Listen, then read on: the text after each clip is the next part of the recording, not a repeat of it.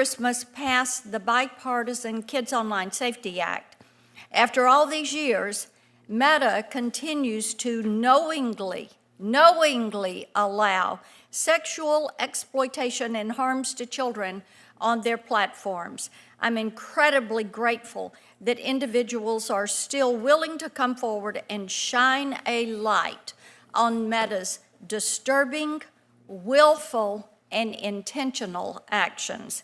Mark Zuckerberg has promised that, and I'm quoting him, "In the metaverse, you'll be able to do almost anything you can imagine," end quote. And for once, Mr. Zuckerberg's statement rings true. That is, for predators, for pedophiles, for groomers, for traffickers, and all kinds of disgusting bad actors. As these whistleblowers will explain, the metaverse has become the Wild West for criminals who prey on our children. As our witnesses will tell us today, virtual reality can be incredible. Partisan Kids Online Safety Act. After all these years, Meta continues to knowingly allow sexual exploitation and harms to children on their platforms. I'm incredibly grateful that individuals are still willing to come forward and shine a light on Meta's disturbing, willful, and intentional actions. Mark Zuckerberg has promised that, and I'm quoting him, "In the metaverse, you'll be able to do almost anything you can imagine," end quote. And for once, Mr. Zuckerberg's statement rings true. That is, for predators, for pedophiles, for groomers, for traffickers, and all kinds of disgusting bad actors. As these whistleblowers will explain, the metaverse has become the Wild West for criminals who prey on our children. As our witnesses will tell us today, virtual reality can be incredibly dangerous for children, specifically because of the immersive nature of the technology. Children have a much harder time processing the difference between violence and abuse in the physical and virtual spaces.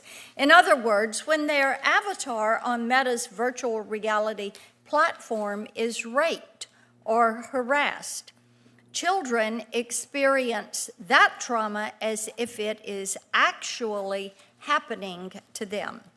Let's be clear, virtual reality is reality. These harms are real, and this abuse happens every single day, every day, on Meta's reality platforms. One employee stated on an internal message board in 2017, and again, I quote, "We have a child problem, and it's probably time to talk about it," end quote. That was 2017. One of their employees stating, "We have a child problem." But years later, Meta's C-suite has zero interest in these findings. According to these whistleblowers, Meta executives decided they didn't want to see research detailing how harmful their products are to children. So they unleashed their attack dogs within Meta Legal on the research teams, intent on creating a rosy picture of their products. Meta Legal manipulated research methods and buried negative data. Meta instructed researchers to avoid asking teen survey participants questions which might lead them to discuss harms they've experienced because of Meta's design.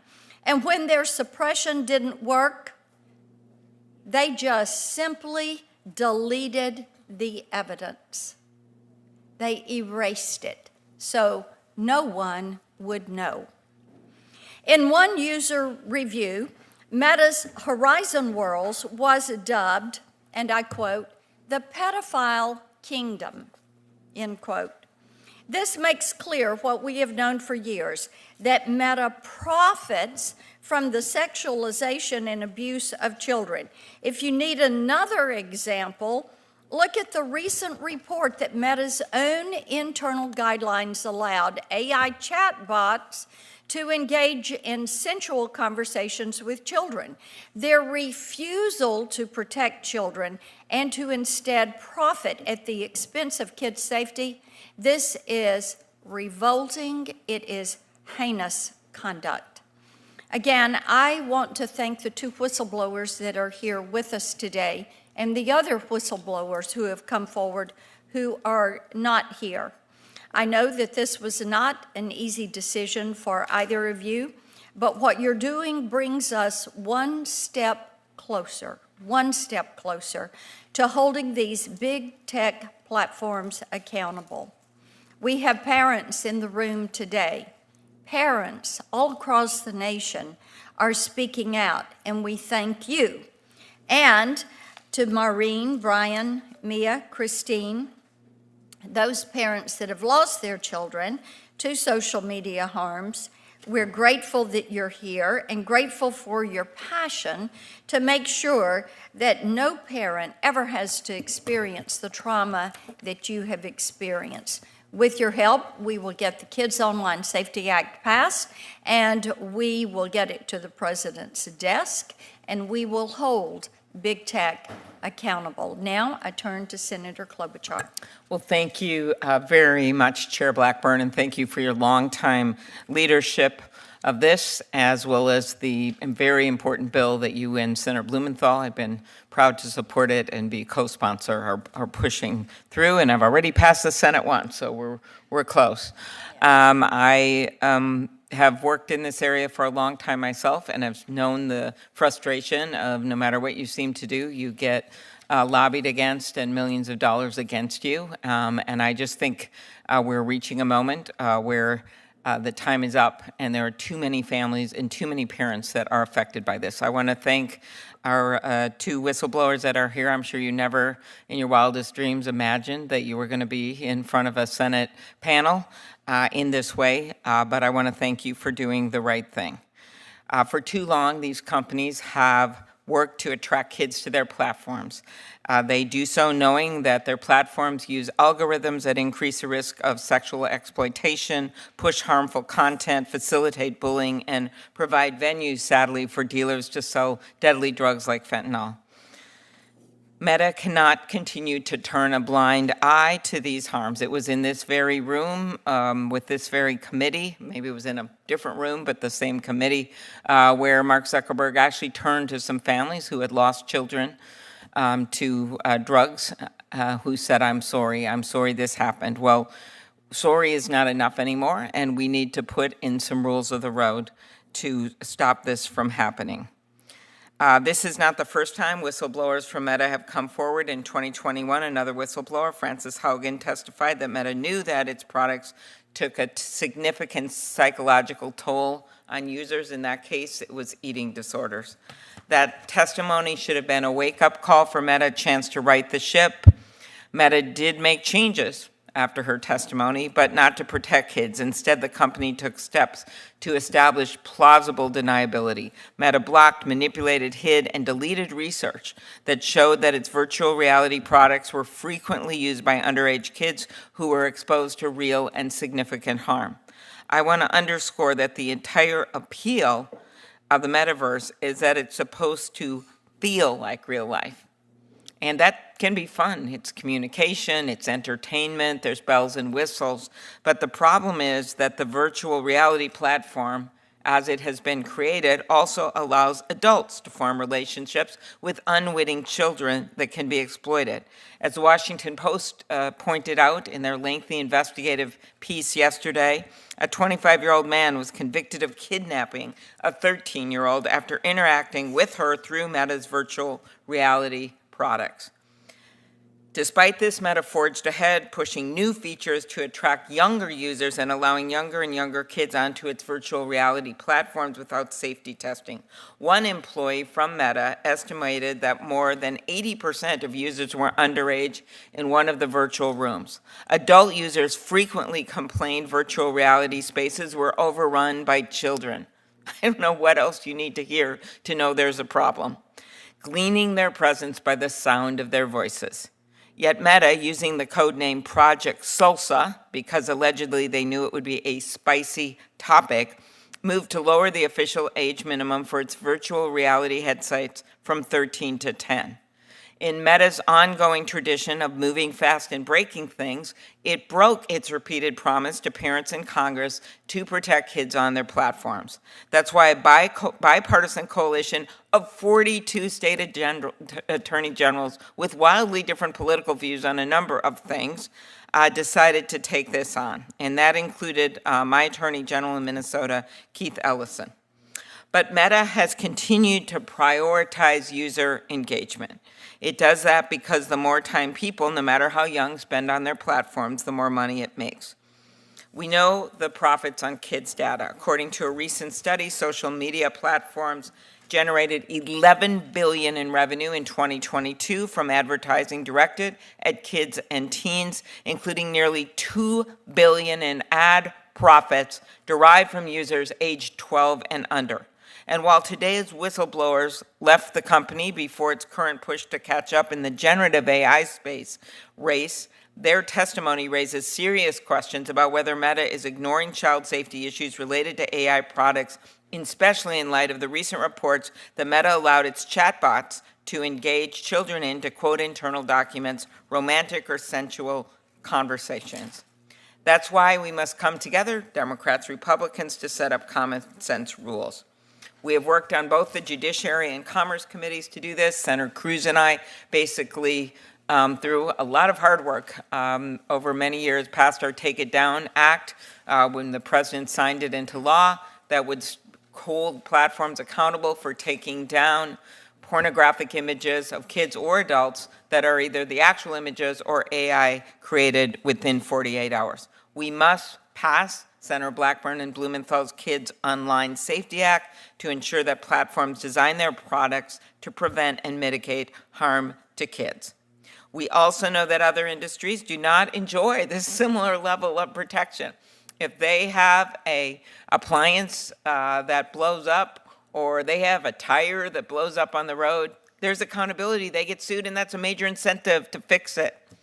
We don't have that with these social media platforms, and that is why I have long supported repealing Section 230, which was basically set up while these were little companies in the garage. That's not true anymore. They're the biggest companies the world has ever known. To end with this, one parent once told me that her trying to get her young kids, 6 and 8, off of these platforms, she'd have to resort to relying on her 12-year-old, 15-year-old to try to get it down. They couldn't figure out how to do it. They'd find another platform. It's just endless, despite all her best efforts to be a mom. She said it was like a sink overflowing with a faucet she couldn't turn off, and she was just sitting out there with a mop. These parents need more than mops. They need us to pass this bill. Thank you, Madam Chair. Senator Grassley, you're recognized. And like Senator Klobuchar said, I want to compliment you on your leadership. Ever since you've been in the Senate, you've been fighting to protect children from social media abuse. During my time in the Senate, I've always fought for whistleblowers, both in the government as well as in the private sector. I've offered updates to the False Claims Act, the IRS whistleblower program, and other whistleblower laws. And just this year, I've helped almost 20 government whistleblowers get their jobs back. Whistleblowers are key to rooting out fraud, waste, and abuse. That includes the private sector, not just the government. On September 13th, 2022, ranking member of the Judiciary Committee and I, along with Senator Durbin, held a hearing on these very issues. A Twitter whistleblower at that time testified that disclosing to this committee that Twitter potentially exposed user data to foreign intelligence agencies, including the government of China. His disclosures made public that the FBI notified Twitter of at least one Chinese government agent at the company. This month, I, along with Senators Blackburn and Hawley, sent a letter to Meta about the company's use of targeted ads against teenagers. Our letter highlighted concerns that Meta's potentially violating the Children's Online Privacy Protection Act. It's been alleged that Meta collected personal information from children under 13 years of age without parental consent. My oversight has also shown that these tech companies look to silence whistleblowers. Last year, I wrote to OpenAI about my concerns that they tried to silence whistleblowers, and I raised the same concerns this year with Meta. To address this, I've introduced bipartisan legislation to implement whistleblower protections in the artificial intelligence industry. Now it's been alleged that another Meta whistleblower, Jason Satterthwaite, has suffered retaliation. For example, in March of 2023, he received a performance review stating he, quote, exceeds expectation, end of quote. Then in October 2023, he raised concerns to his leadership that Meta had been violating the Children's Online Privacy Protection Act. So what did Meta do? After spending 6 years at Meta with promotions and positive performance, they fired him 6 months after his disclosure. Ms. Savage also raised concerns about Meta's compliance with the law. Instead of addressing her concerns, Meta's lawyers reportedly told Ms. Savage to make sure that her work did not put the company, quote unquote, at risk. I often say that whistleblowers are treated like skunks at a picnic. It appears our witnesses, as well as other whistleblowers who've approached me, have unfortunately been treated like those skunks. Last year, we've been working on this for a long time, I should say, not just last year. So I thank you folks for your courage and bravery in coming forward to Congress. I and my colleagues will continue our investigations. Thank you, Mr. Chairman. Senator Blumenthal. Thank you, Madam Chair, and I want to begin by thanking you, Senator Blackburn, for holding this hearing, but even more important, for your extraordinarily dedicated, tireless, relentless work on the Kids Online Safety Act, which has been, for me, the opportunity of a lifetime to champion. And I have come to know some of the bravest, strongest people who are with us today, parents of children who have been lost as a result of the toxic content driven by big tech at children, purposefully and knowingly. And I want to thank the parents who are in attendance today, as well as many, many others who couldn't be with us, and say to you, we are going to continue to fight for the Kids Online Safety Act, and we will win this fight. The whistleblowers who are with us today are part of this battle. You are the truth tellers, and you are part of a long line, I wish there were more, of people of conscience and conviction who have chosen to speak truth to power. And Senator Grassley is absolutely right that we need you because wrongdoing in government and in private industry is exposed as a result of people having the courage to come forward as you have done, and you deserve more protection. I hope that Senator Grassley may join me in a bill that would provide more protection to whistleblowers. 4 years ago, another whistleblower, Frances Haugen, came forward to reveal how Meta knew it was fueling and aggravating a teenage health crisis, a mental health crisis that continues today, even more widespread and exacerbated. Meta's own researchers described Instagram as a, quote, perfect storm that, quote, exacerbates downward spirals, end quote, of addiction, eating disorders, and depression. They found that Instagram makes body image issues worse for 1 in 3 girls. 2 years later, another whistleblower came forward, Arturo Bejar. He testified before this committee that teens had dangerous, harmful experiences on Instagram at an alarming rate, and again, that Meta knew about it at the very top levels of leadership. We worked on a solution to this problem, the Kids Online Safety Act. Meta promised it would work on solutions, but it did the opposite. It worked to suppress research and tools to give parents better ways to protect their children. It purposely, in effect, obstructed and blocked critical fact-finding that you both sought to do. I will never forget Mark Zuckerberg testifying before our Judiciary Committee and turning to the parents in the audience, saying he apologized and Meta would do better. Not only did he betray that promise, he knew it was false when he made it. Because at that very moment, Meta was, in fact, suppressing research and fact-finding. According to documents provided to our offices, Meta straitjacketed its staff under a social issues protocol that restricts research on key types of harm, including suicide, eating disorders, bullying, and child trafficking, by designating them, quote unquote, sensitive. Yeah, they were sensitive because they would have undermined business and the reputation of the company.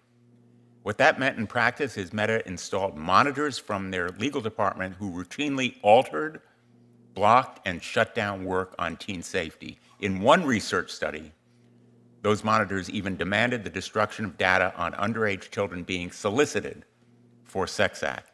Mark Zuckerberg and other Meta executives wanted to make sure that government regulators, parents, and teens never heard anything more about the dangers of their products that are caused to young people. And as your disclosures show, they did so because Meta's attitude simply hasn't changed. It prioritizes profits over the well-being of children and teens. For example, Meta executives canceled proposals to more accurately identify children on its virtual reality platform and to provide them safeguards against abuse. These disclosures show why Meta has hired armies of lawyers and lobbyists, spent millions of dollars to kill the Kids Online Safety Act. It's dangerous for their business model, even if their practices are dangerous to kids. They don't want a duty of care. They don't want transparency. They don't want tools for parents. They want the Wild West, which continues now. And, you know, big tech has been compared to big tobacco. I sued big tobacco. As Attorney General of the state of Connecticut, I led my fellow attorneys general in suing big tobacco. And you know what gained us a victory?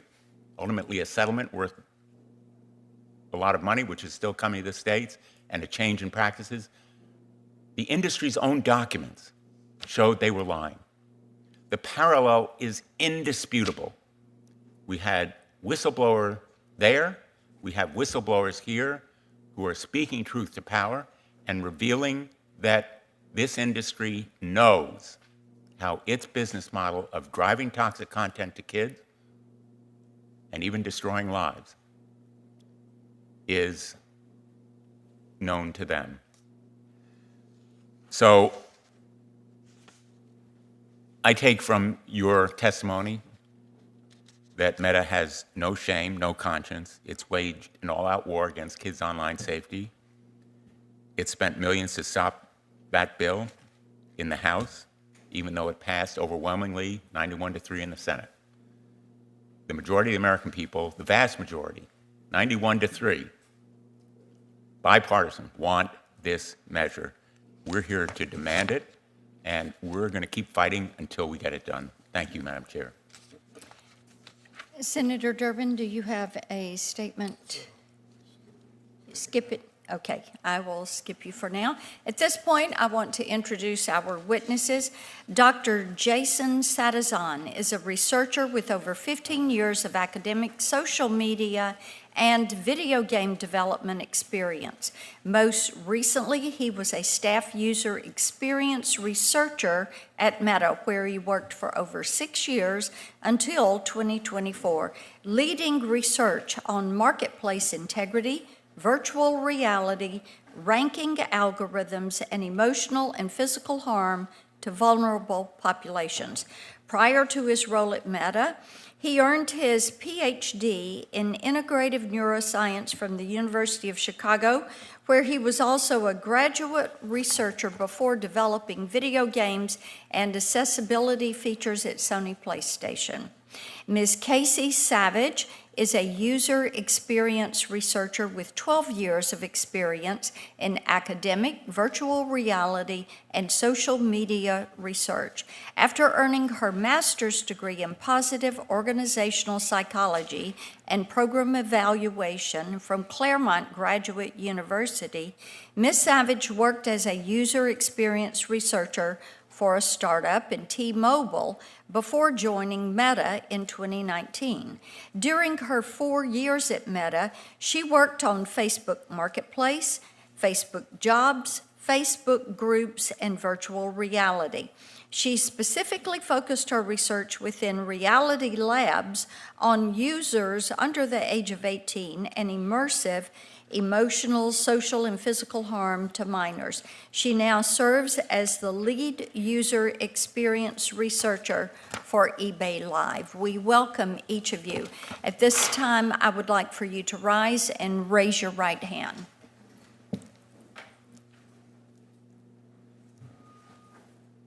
Do you swear or affirm that the testimony you're about to give before this committee is the truth, the whole truth, and nothing but the truth, so help you God? Thank you. You may be seated. Both witnesses answered in the affirmative. You each have 5 minutes for your opening. Dr. Sadazan, you're recognized. Chairman Blackburn, Ranking Member Klobuchar, Senator Grassley, Senator Durbin, Senator Blumenthal, and members of the subcommittee. Thank you for having me here. I'm here to discuss Meta's manipulation of research to cover up dangers facing billions across Meta's products, and of particular concern, the millions of children using Meta's virtual reality products. I also want to recognize and thank the 5 past and current Meta employees, all researchers like me, who have worked directly on creating Meta's products, who made the brave decision to be a part of this disclosure that brings us all here. My name's Jason Sadazan. Growing up in the 90s and in the middle of Missouri, I saw both the value and the problems that advances in technology brought the world.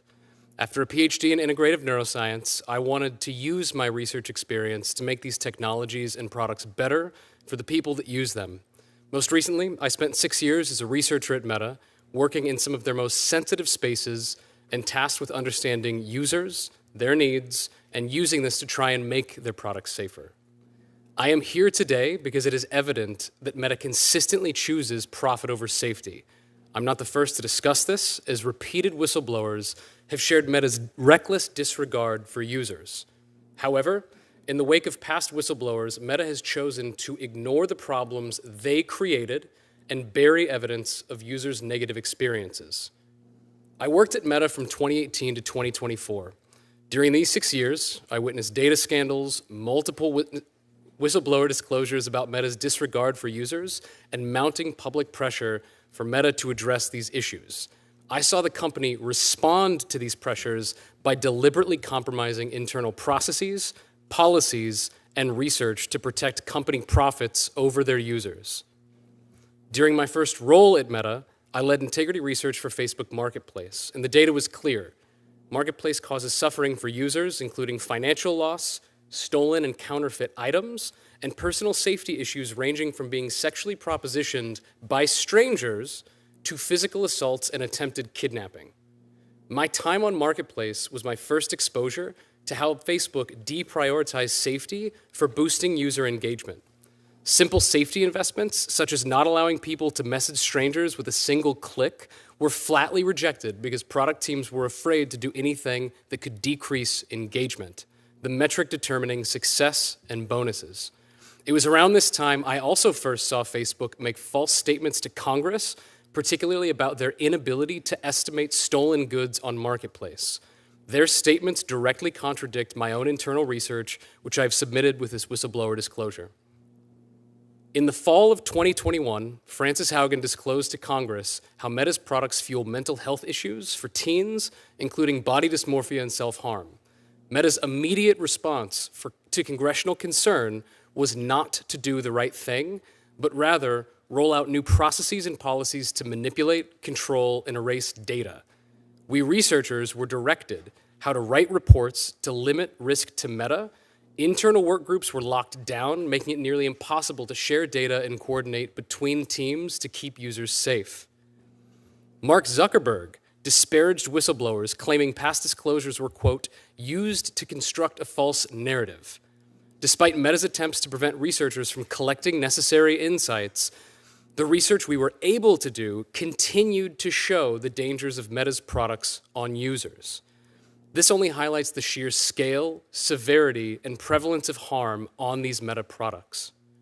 In early 2022, I moved to Meta's Reality Labs to lead integrity research and help improve those using Meta's VR headsets.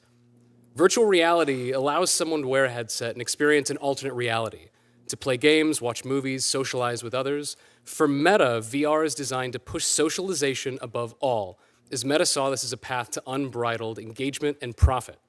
The company invested billions, integrated social media like Instagram into headsets, and even rebranded as, quote, Meta to align with the future of the company. From my first days in Reality Labs, Meta leadership and legal teams were in complete control of the research I was conducting. This was crucial research because this was a largely untested technology, but I soon learned that Meta had no interest in VR safety unless it could drive interaction and thus profit. After Meta VR sales were banned in Germany for 2 years over concerns about how Meta treats user data, in 2022, Germany allowed sales to resume. When I was asked to perform research in Germany, I understood that Meta was trying to show that their VR headsets were safe for German users. However, when our research uncovered that underage children using Meta VR in Germany were subject to demands for sex acts, nude photos, and other acts that no child should ever be exposed to, Meta demanded that we erase any evidence of such dangers that we saw. Despite Meta's attempts to hide these sensitive findings, my research still revealed emotional and psychological damage, particularly to women who were sexually solicited, molested, or worse. In response, Meta demanded I change my research in the future to not gather this data on emotional and psychological harm. When my colleagues' research showed the emotional impact of children being threatened by physical harm by strangers online, Meta not only restricted internal sharing, but manipulated reports to obscure any emotional damage. During my time working... Your time's expired, so let's wrap up. Of course. If I had one thing to say, I would just want to make it very clear that Meta is incapable of change without being forced by Congress. Whether it's engagement or profits at any cost, they have frankly had unearned opportunities in order to correct their behavior, and they have not. So with that, I'll say thank you again for the opportunity to be with you all today, and for your commitment to stop the deliberate harm for millions of Americans. So thank you. Well, thank you. Ms. Savage, you're recognized for 5 minutes. Good afternoon, Subcommittee Chair Blackburn, Ranking Member Klobuchar, Senator Blumenthal, Senator Durbin, and Senator Padilla. I am a user experience researcher. It is my job to listen to and advocate for users. I have a graduate degree in experimental psychology and 12 years of experience working as a researcher. I do this work because, fundamentally, I care about people. I worked at Meta from 2019 to 2023. In those 4 years, and most especially as I led research on youth safety and virtual reality, it became clear to me that Meta is uninterested and unwilling to listen to their users or prioritize their safety. While I speak about virtual reality, it is important to understand that the way Meta has approached safety for VR is emblematic of its negligent approach to safety for all of its products. The research is clear on what we must do to ensure that new technology is safe for children. Yet across social media, messaging apps, and now wearable technology, Meta has failed to prioritize child safety until they are scrutinized by outside regulators. Then they scramble to develop features they know are insufficient and largely unused, and advertise this as proof of their responsibility. Meta is aware that its VR platform is full of underage children. Meta purposely turns a blind eye to this knowledge, despite it being obvious to anyone using their products. If Meta were to acknowledge the presence of underage users, they would be required to kick off those users from their platform in order to remain COPPA compliant. This isn't happening because it would decrease the number of active users Meta is reporting to shareholders. At Meta, engagement is the priority above everything else. Because VR is immersive and embodied, negative experiences cause greater psychological harm than similar experiences on an iPad or an Xbox. In VR, someone can stand behind your child and whisper in their ear, and your child will feel their presence as though it is real. VR is tracking a user's real-life movements, so assault in VR requires those movements to happen in real life. What happens in virtual reality is reality. Most importantly, Meta is aware that children are being harmed in VR. I quickly became aware that it is not uncommon for children in VR to experience bullying, sexual assault, to be solicited for nude photographs and sexual acts by pedophiles, and to be regularly exposed to mature content like gambling and violence, and to participate in adult experiences like strip clubs and watching pornography with strangers. I wish I could tell you the percentage of children in VR experiencing these harms, but Meta would not allow me to conduct this research. I personally saw these things happening in VR, consistently heard reports from teens and parents in research, and read countless accounts from concerned parents online. It's easy to learn that children are not safe using Meta's VR products just by reading public reviews like this one. Thanks, Meta, for making this the pedophile kingdom. They have made it so easy for us to meet and exchange information with children here. Meta first acquired Oculus, its VR technology, in 2014. I was the first and, for a time, the only researcher dedicated to understanding whether its VR software experiences were safe for children, and I wasn't hired until 2022. So for 8 years, as tens of millions of headsets were sold, Meta did not think about the safety of the children it relied on to achieve global market dominance. Throughout my time on Meta's VR youth team, child safety issues regularly went unresearched, despite the frequency and severity of the harm. I was given a legal counterpart to scrutinize everything that I did, to tell me what research I could and could not conduct, and to ensure my research reports would not create risk to Meta, should they be publicly disclosed. I was told not to investigate the kinds of harm children were experiencing in VR, and made to feel I was risking my job if I pressed the matter. Instead of amplifying the voices of our users, my work began being used to silence them so that Meta could claim deniability. I know a number of my colleagues were put in similar positions. Meta cannot be trusted to tell the truth about the safety or use of its products. Meta says it doesn't have a record of the large number of underage children using VR. This is because it has purposefully avoided gathering that data, despite members of Meta's own leadership indicating that even they are unaware of or don't understand the importance of the minimum age of use. Despite this, research proposed to address this idea was not allowed. I deliberated for a long time about whether to come forward. Meta responded to Frances Haugen's disclosure in 2021 by cracking down on research internally.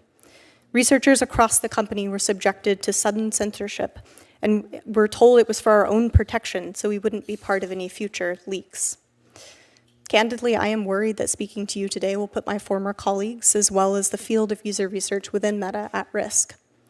To my former colleagues who continue to advocate internally for child safety, I would like to express the greatest gratitude and admiration. Previous whistleblowers have come before this body to publicly testify to the suffering adults and children experience using Meta's products. Meta has promised it would change. I am here to tell you today that Meta has changed, but for the worse. Meta has spent the time and money it could have spent making its products safer, shielding itself instead, all the while developing emerging technologies which pose even greater risk to children than Instagram.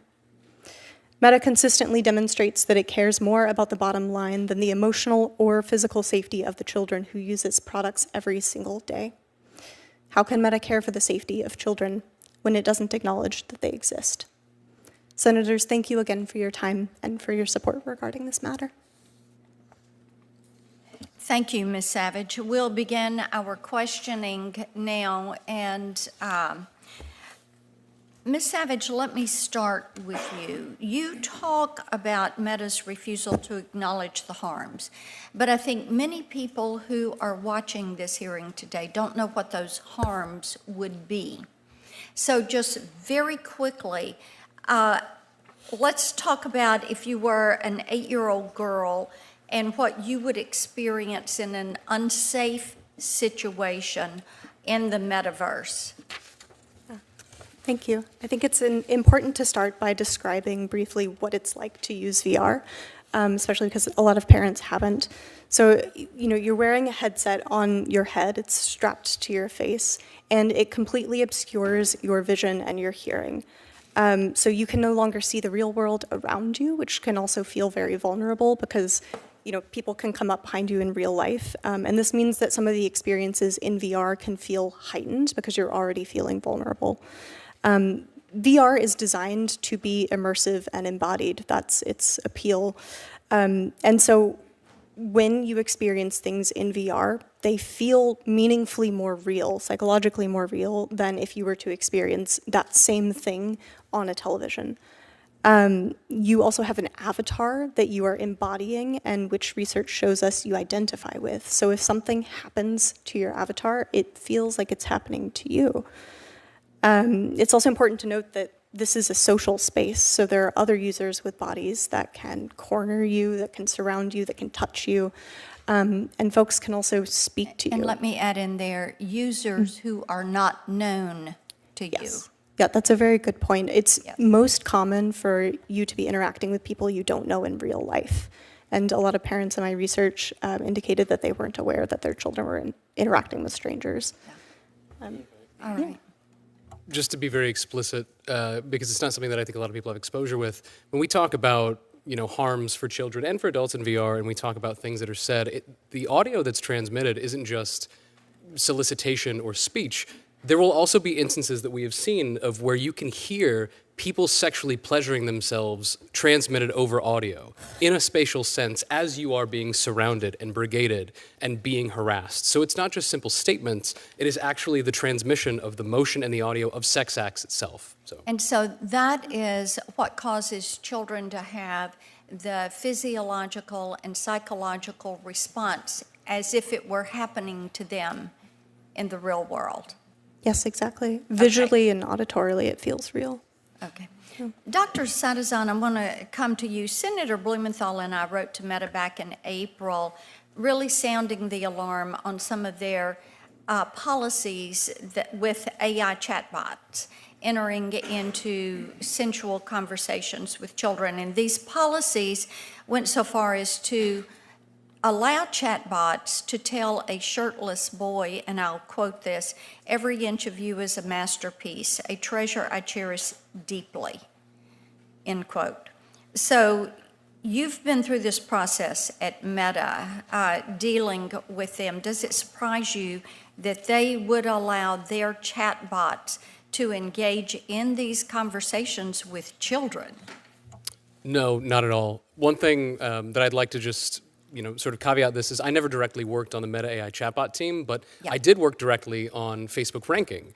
And to not get in the tech weeds with this, Facebook ranking or ranking in general is sort of a sibling to artificial intelligence. It's actually something that's included with AI algorithms. And when I worked on the Facebook ranking team, I was working on how algorithms could be used to keep people safer whenever they see things that are shown to them in marketplace. They see sexual content, we take it away, et cetera.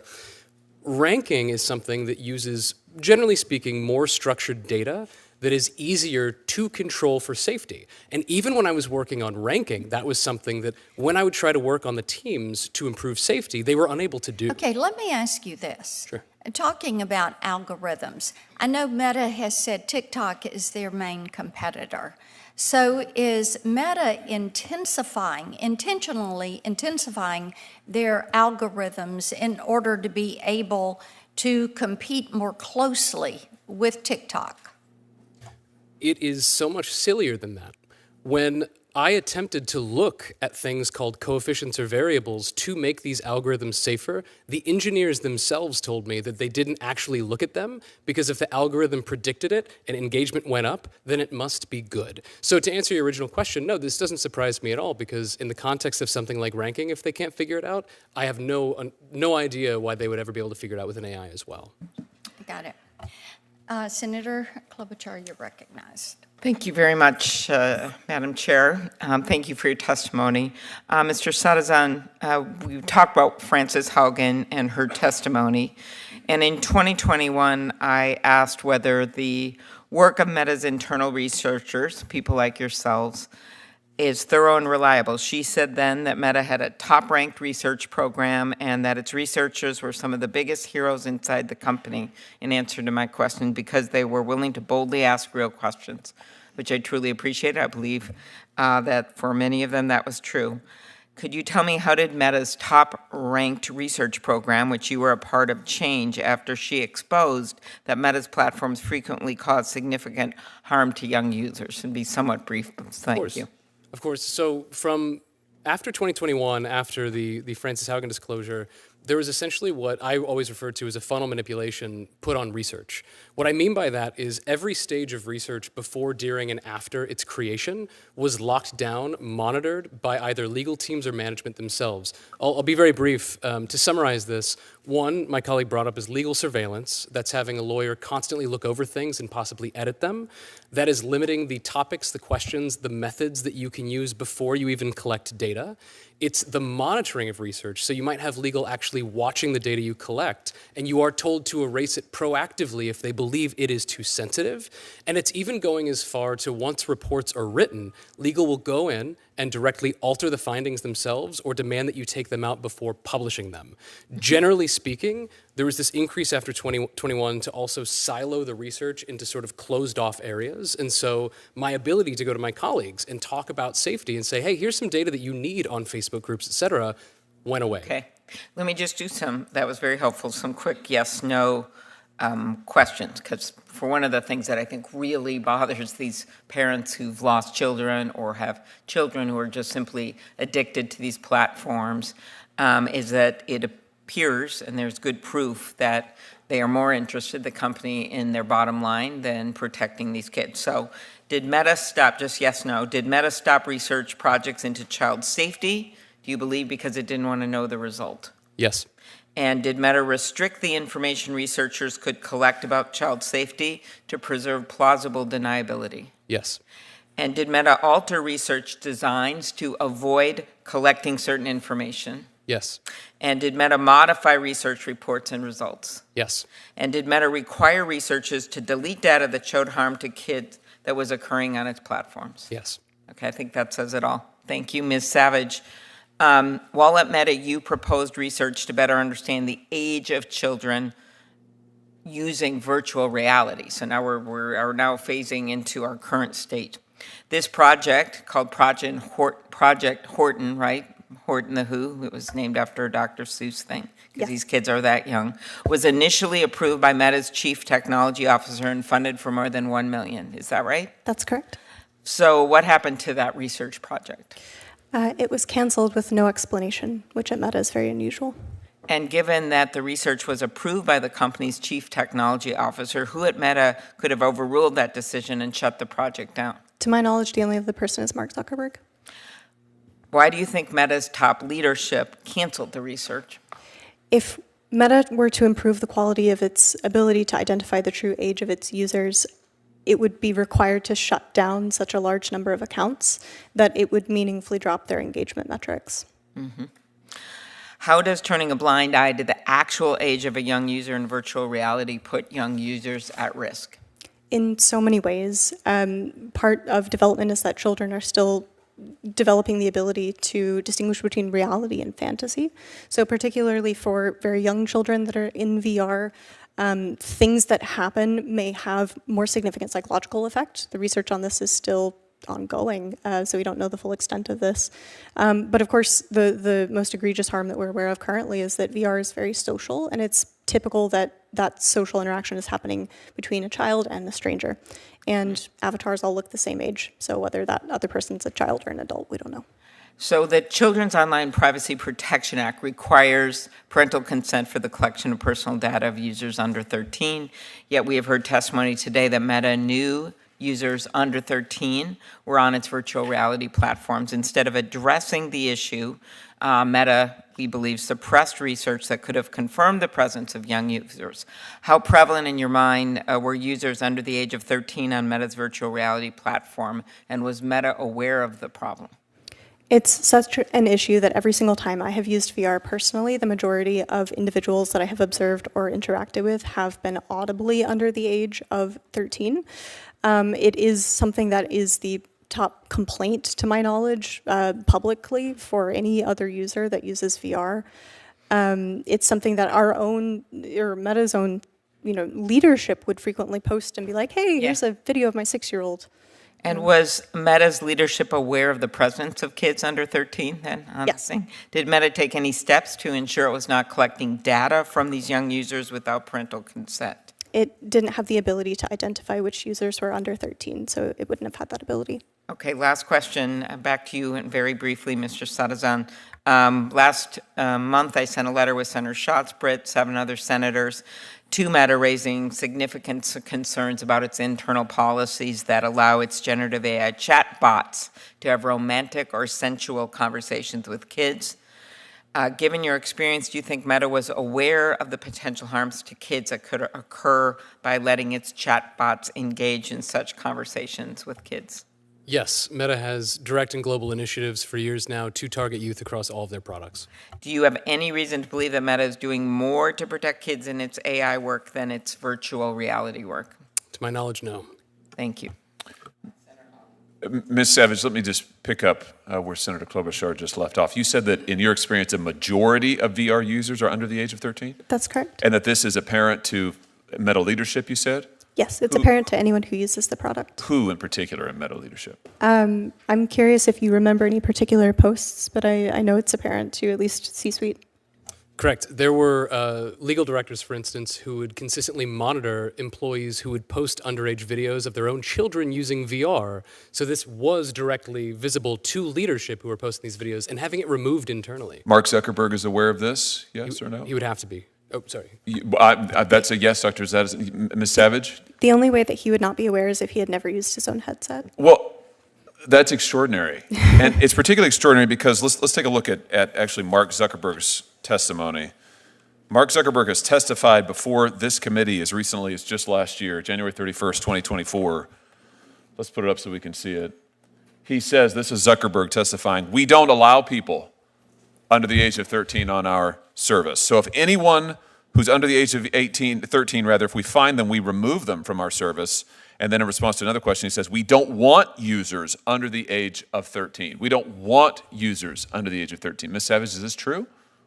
It's an interesting quote. I mean, it would require the user to be honest about their age, in which case Meta would kick them off. But from research, even before Meta acquired the Oculus technology, we know that children are usually not using an account that accurately reflects their age for several reasons. The want part is interesting to me. I don't think their behavior matches that sentiment. Dr. Zadison, is it true that Meta does not want users under the age of 13 on the platform in any of their services? I'd like to go back to the point that you made in response to this, is that if they did, their value, their engagement, their profits would go through the floor. In this quote, "if" is doing a lot of work because they have taken no substantive efforts to make sure that they're understanding that there are kids under 13. It's a lie by avoidance, and Meta knows it. It's a lie by avoidance. So in other words, Mark Zuckerberg, when he tested, this is last year, I want to emphasize. So it wasn't 10 years ago. This is barely 10 months ago. This was just last year when Mark Zuckerberg says, we don't want people who are under age 13. They're not on our platform. And your testimony here today is, in fact, they're rampant on the platform, and Meta is specifically targeting them. Isn't that your testimony? Yes, that's correct. So Mark Zuckerberg has, once again, deliberately misled and lied to the American people. I mean, this is really, really extraordinary. Let me just make sure that I understand the full import of what you're testifying to. Dr. Zadison, if I could just come back to you. You have testified that Meta erases evidence of sexual abuse on its VR platform. Is that correct? Correct. That Meta changes research to not gather data on emotional and sexual harm once it became aware that it was rampant. Is that correct? That is correct. That Meta manipulates results of data to obscure any harm or other damage, shall we say, to users. Is that correct? That is correct. Why do the research at all? That's a great question. You have to do research. Actually, going back to my earlier point, the siloing of research helps explain this. When you put the most sensitive research into sort of bucket where no one else sees it, all of the other research that's done is phenomenal. And other researchers at the company are great at their job. They help make the product look better, play better, and experience better, but they're not thinking about safety or integrity because they're told not to. Well, why not? My question is, why do any research at all on harms? You've testified that you were doing research on harms. Other people did research on harms, but Meta and its various entities, legal, et cetera, the C-suite would intervene and say, not that, change this, scrub that. Why do any of it to begin with then? It comes down to the fact that some research is necessary to create a paper trail in order to show that you are doing it. Yeah, exactly. For instance, privacy work, you have to show that you are abiding by some sort of general data privacy, whether you're in one country or another, and you have to have that on record. But there are some things that are too sensitive to be done, et cetera, et cetera. Isn't it precisely so that you can come before bodies like this one and go before the public and go before your shareholders and say, we're doing research on harm. We're doing gobs of research on harm. What they don't tell you is they're altering the research on harm. The whole point of doing it is so you can lie about it and create the impression that, in fact, as Zuckerberg testified to this committee, oh, we're tracking it closely, when in fact they're lying about it through their teeth. I mean, isn't that in fact what's going on? If I may? Please. Yesterday, Andy Stone, spokesperson for Meta, actually used this exact same excuse, a tweet about 12 hours ago, where his response to the Washington Post article, which as we predicted a year ago, was, we have done over 180 studies, including topics such as youth, harm, etc. That response, again, is a lie by avoidance because it's pointing out some rote number that means nothing. The whole point of this testimony is that the research they're doing is being pruned and manipulated, yet now they're going before yourself, a government body, the public, and saying, but look, we did some research. Why are children, why is having children under the age of 13, why is it so important to Meta? You both testified to this, your declarations testify to it. Why is it so important to Meta? Go ahead, Ms. Evans. Children drive product adoption in the household, and VR is a gaming device. So they drive product adoption, which means what for Meta? Just cash it out for us. That means the reason that families buy VR headsets is for kids. Which means more money for Meta. Yes. So this is about profits at the end of the day. Yes. Let's just be really clear. Meta's number one bottom line is money. It is profits bar nothing. That's it. And what you're testifying to is they will do anything, including exposing our children to the most vile sexual abuse if it means more profits for Meta. Have I got that right? Yes. If I may. Please. When I was doing research to identify the harms that children were facing in VR, which I had to be sneaky about because legal wouldn't actually let me do it, I identified that Roblox, the app in VR, was being used by coordinated pedophile rings. They set up strip clubs and they pay children to strip, and that Robux can be converted into real money. So, and I flagged this to Meta. I said, under no circumstances should we host the app Roblox on their headset. You can now download it in their app store. I'm going to turn this back over to the chairwoman because my time has expired. I just want to end by saying this. It is abundantly clear to me that it is time to allow parents and victims to sue this company. They have got to be able to get into court and to get in front of a jury and hold this company accountable. And that begins with Mark Zuckerberg. There has to be accountability. We need to open the courtroom doors and allow victims to have their day in court. Thank you, Madam Chair. Senator Padilla, you're recognized. Thank you, Madam Chair, and thank you to the witnesses for being here. Mr. Satzazan, in your written testimony, you shared that in January of 2023, you launched a survey of Meta virtual reality users, including minors and adults. That survey revealed that nearly half of Meta's VR users experienced harm, and 1 in 10 users experienced severe harm such as racism or sexual inappropriateness. These aren't isolated incidents. They reflect a systematic problem across the platform. Correct me if you disagree. Not at all. Okay, so your survey also showed that Meta VR users, including minors, didn't know enough about the tools that exist intended to keep them safe. And yet, after your study revealed this, Meta denied multiple requests to invest in user education. Is that your understanding? This is correct. Okay. Like I asked, not just as a senator, but as a parent, to think that Meta would have resources available to better keep kids safe, but not implement them is beyond troubling. Just as we don't allow car companies to sell vehicles without seatbelts anymore, or drug companies to market medicines without clear safety labels, Meta's VR system should be no different. So my first question to you is, what resources would have been helpful? Who denied these requests and why? The resourcing that would be helpful is staffing, is money. I mentioned in my disclosure, over my 6 years at Meta, I was always in this exact space, integrity and safety. One constant over my 6 years was not having enough money to build for safety. Our engineering staff was always understaffed. Research staff was always understaffed. You might have noticed, but I was the only researcher for integrity across virtual reality software. That still gives me goosebumps when I think about it, because I think I'm a good researcher. No researcher is good enough to cover that whole space by themselves. The thing that would have helped is taking the resourcing from chasing the next shiny object just to boost user engagement, and given some of those resources, that time, that money to our teams trying to build for safer products.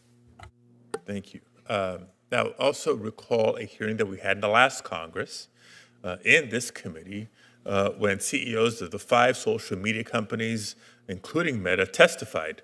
It was a full committee, not the subcommittee.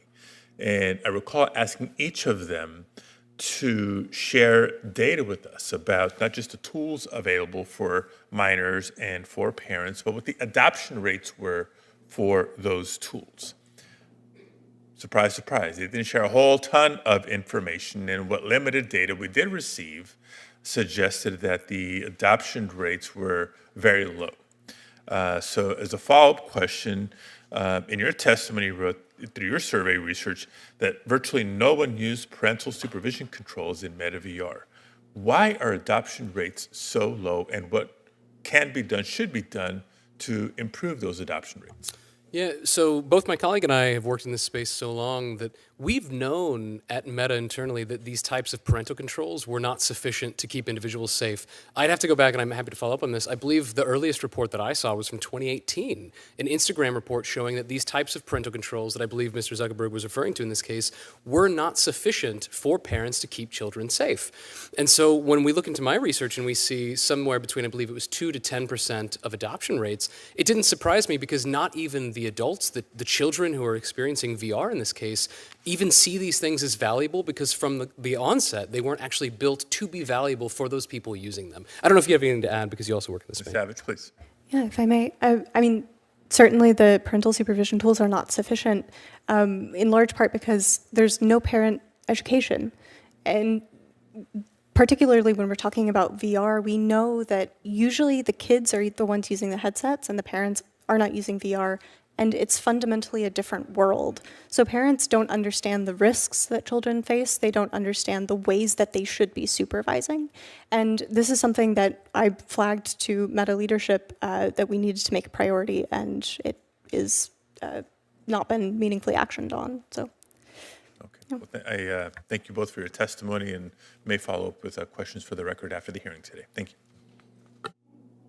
Dia, Senator Moody. Good afternoon. Recognized. Thank you for joining us. It's heartbreaking that we have to have this hearing. I am one of the newest U.S. senators here in Washington. And when I was in Florida, I was the Attorney General. And one of the hardest things for me as Attorney General was balancing being a mother with a school-aged child and also being the Attorney General on behalf of the state, protecting all of the children in Florida. And as difficult as that was, being the first mom on our cabinet with a school-aged child, I thought it brought to me a perspective and almost an urgency in focusing on some of these issues, whether that meant vaping going on in our elementary schools or predators getting to our children online.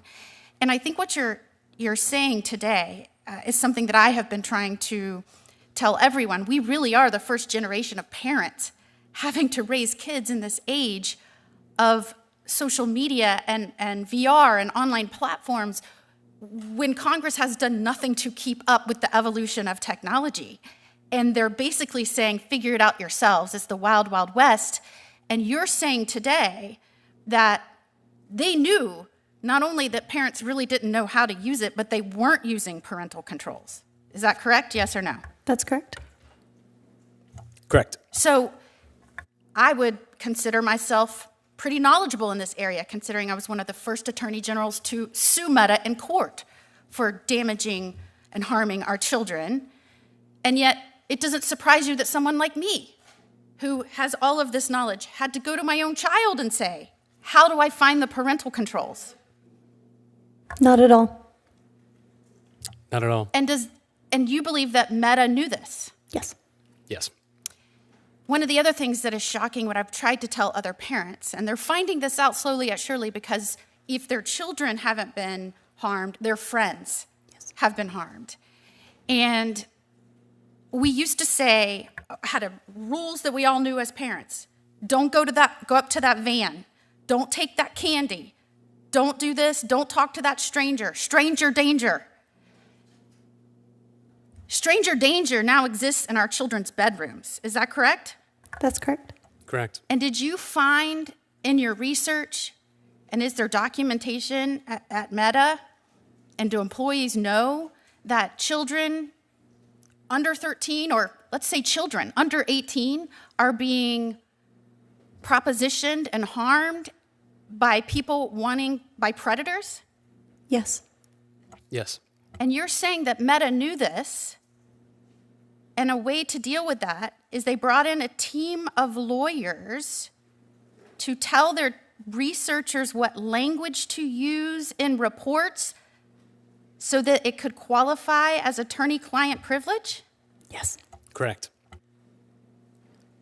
So if there was a warehouse and someone knew that children were inside that warehouse being harmed by adults, do you think it would be sufficient to have a lawyer work with the people outside to make it conducive or allow for or cover up what was happening to the children in the warehouse? Of course not. Not at all. But because it's on an online space, we're expected to all just take it because they brought in a team of lawyers and taught them what language to use? And they think parents don't know about the warehouse. And I believe there was a report that said Meta proposed 2 ways that researchers could limit the risk of conducting sensitive research. One suggestion was to loop lawyers into their research, protecting their communications from adverse parties, and I'm using quotes there. I'm assuming the adverse parties mean parents and kids, due to attorney-client privilege. Researchers could also write about their findings more vaguely, avoiding terms like non-compliant or illegal. Is that correct? Yes. Is that correct? It is correct. I've been a lawyer, I've been a judge. I don't know if attorney-client privilege covers lawyers that are complicit and help with facilitating an ongoing violation of law, especially when it relates to harming children.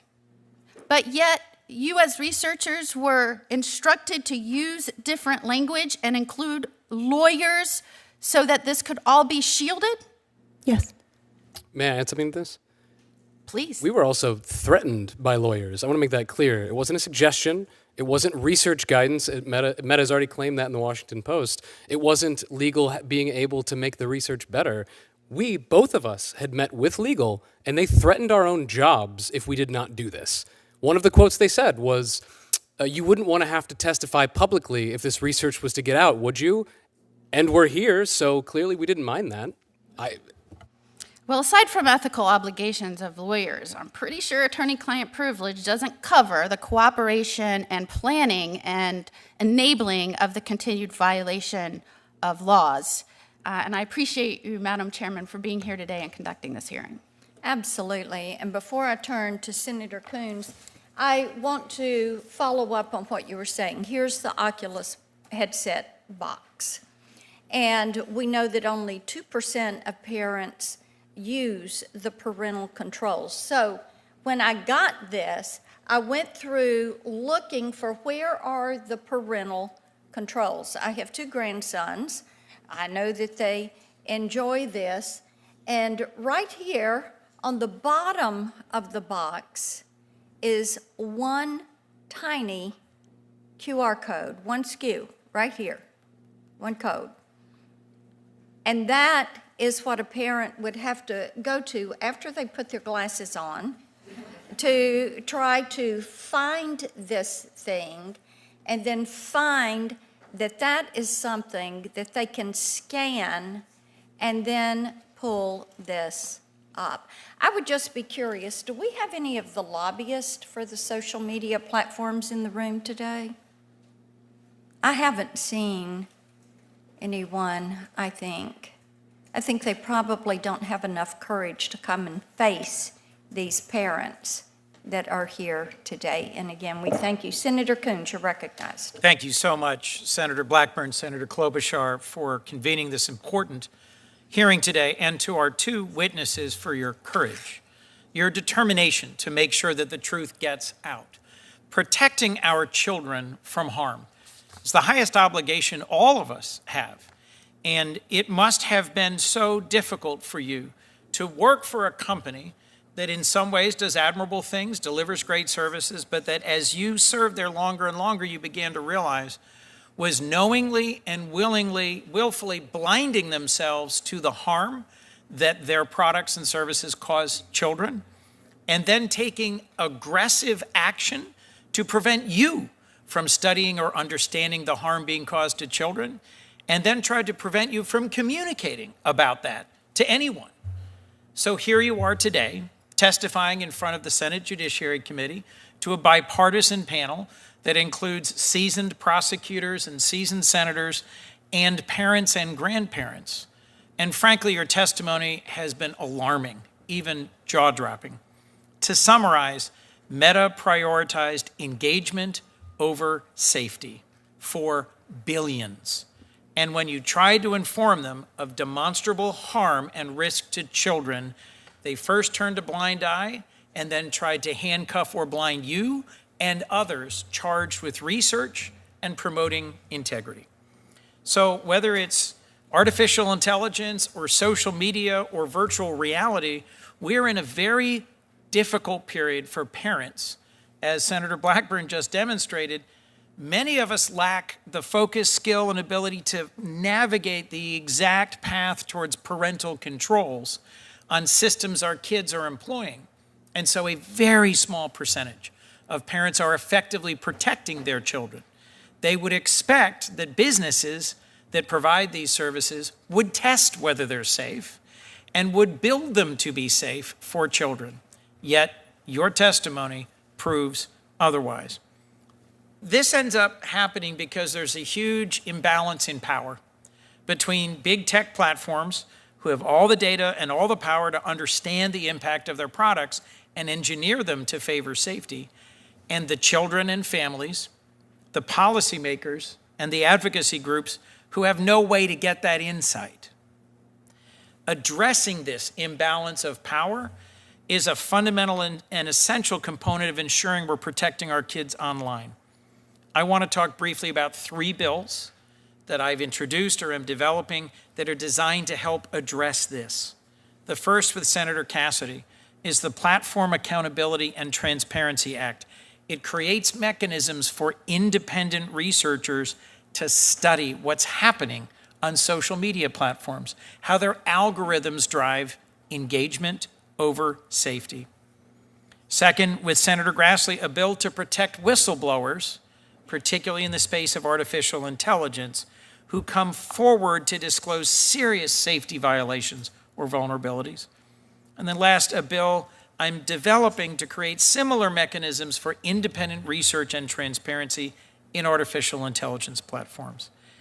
If we don't move forward bills like these, and some of the bills my colleagues have championed, we are continuing to allow big tech to grade their own homework, to build their own platforms, and to continue to cruise forward towards profitability through engagement, blinded or uncaring about the harm to our children. So, Mr. Sadison, if I might, your testimony about all the ways that Meta buried or hindered internal research is just stunning.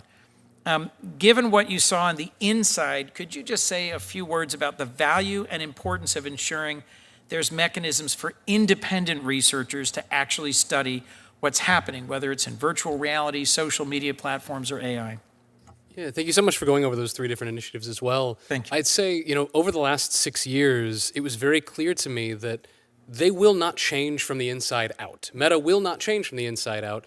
And during my long tenure there, the only things that actually led to professionalism or doing the right thing was Meta's fear of losing control, whether that was losing control over their own finances or losing control from some regulation or oversight coming in from the outside.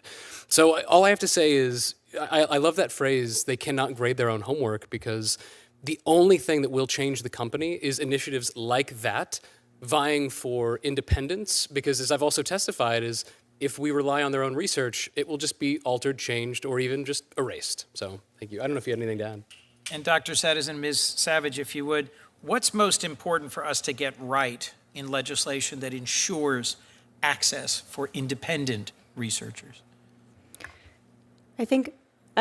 Partially starting at collection, starting with the methods that are being used to gather the data, the populations that we're looking at, et cetera, but also having access to the data before it's analyzed. That's very critical.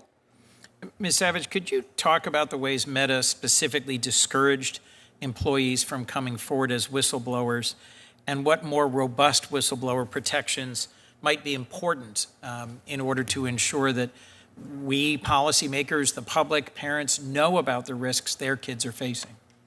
Absolutely. I think the most powerful weapon that Meta had internally was narrative.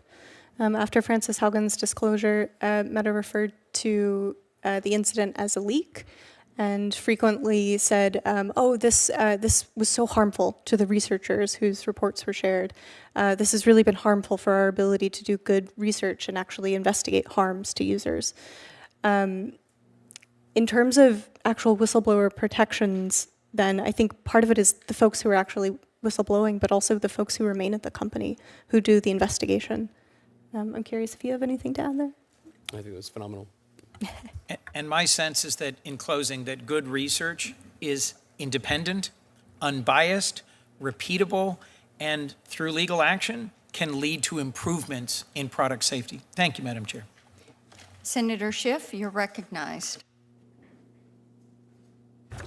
Thank you, Madam Chair. Thank you and Senator Klobuchar for organizing this hearing today. And thank you both for your courage in coming forward and speaking out. I can only imagine how difficult that has been, but so vitally necessary if there's ever going to be any change, not just with respect to Meta, but with respect to the whole ecosystem.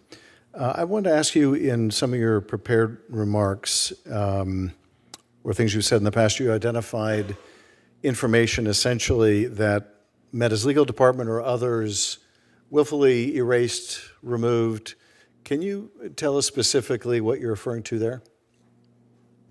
For sure. So I would like to contextualize this with, an example.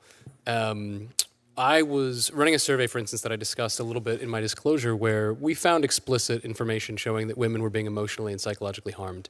After that survey was released, a legal team came to me and said, this survey will not run in the future no matter what unless you take those questions out.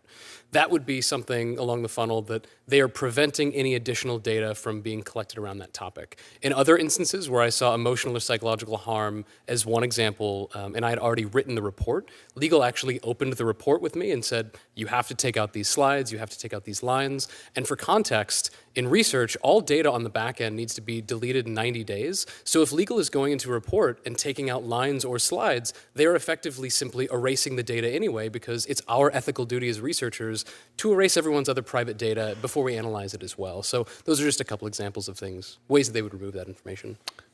And what kind of justification, if any, did they give you for deleting that data, or instructing you not to ask those questions? How overt were they about concerns that this would expand their exposure, or these were answers they didn't want to know, or they just wanted to purge the record of anything that didn't reflect well? I mean, what's the point of doing research if you're going to so bias the result? But what did they articulate as their justification? Legal's repeated explicit statements to me was that we did not want this data because it was too risky for us to have, because if there was an outside audit, it would be discovered that Meta knew about these harms. That was said to me dozens of times by my direct legal partners that I was forced to work with from Meta. And was there any pushback to that idea within Meta? That is, were there others at Meta who were saying, we're seeing real harms here, and whether you minimize your legal exposure or not, the harms are taking place. Something has to be done about this. Was there any kind of pushback like that? There was. I know myself. I went to both management and leadership over years with this, and it was entirely denigrated and pushed aside. Other researchers that I knew who shared similar concerns either left the company or were in direct fear of losing their role and decided to stop speaking up about it out of retaliation and losing their job. And the management that rejected these concerns out of hand, how did they reject them? What was their argument? In one instance, my direct manager stated that she agreed with me and that I might very well be right, but that we needed to listen to legal anyway because that was the instruction.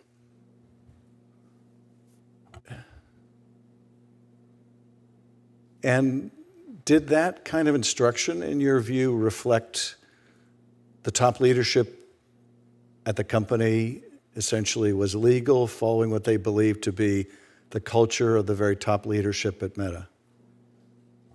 When this entire change after Haugen happened, leading to what we're discussing now, it went as high as Meta's own CTO, Andrew Bosworth, arguing with people one-on-one in comment sections about researchers speaking out about these problems. The CTO of the company was arguing with researchers like us who were speaking up, saying that this lockdown on research was inappropriate. And do you have any sense from your colleagues who are or were within similar positions in other of the tech companies, whether what you were experiencing was an anomaly or whether what you're experiencing is really the rule within the industry? That is, see no evil, hear no evil, don't want to have to address any evil or any ill result, no matter how dire it might be on young people. After working at Sony PlayStation, at Meta, and working directly with individuals who worked at Google, et cetera, I can say that this is pure Meta. So this is, you think this particular culture is unique, harmfully unique to Meta? Correct. Every tech company has issues with schedules and the fast pace leading to certain trade-offs, but this culture of kowtowing to legal blindly, I have not heard of it anywhere else. Thank you, Madam Chair. Thank you so much. I think there's interest in the second round of questions, and if you all don't mind,